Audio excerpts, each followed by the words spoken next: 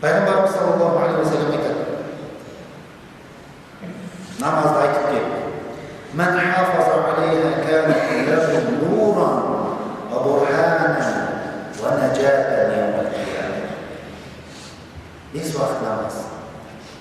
Кім сол бес уақыт намазын уақытында оқып, уақытында орындап жүретін болса дейді, оған қиямет күні ол намазы нұр болады. Нұр болады және айғақ болады. Неге айғақ? Қиямет күні дәлел болады, біздің мұсылман екендігімізді білдіріп тұратын дәлел болады. Момын екендігімізді, Аллаға ықыласты болған құл екендігімізді білдіріп тұратын сондай айғақ болады екен. Айналамыздың барлығы көріп тұрады, біліп тұрады.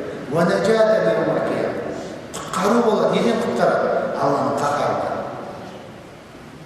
Тозақтан құтқаратын, сондай біз үшін намазымыз құтқару. Арқата жалғастырады.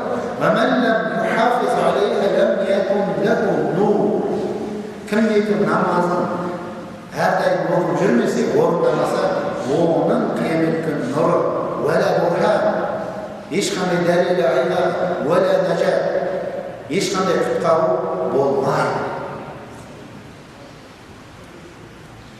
Жағдайы қиын болады.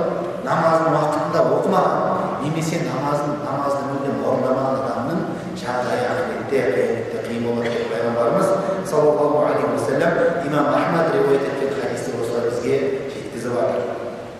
Ва кана яумал қиямат, ар жағындағы жағдай мүлдем қиын. Ма'a Қарун ва Фирғаун ва Хаман ва Убай ибн Халаф.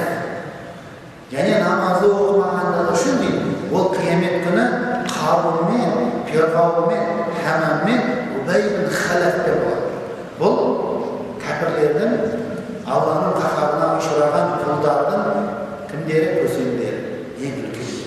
Солармен бірге болады. Алла Тағала өзі сақтасын.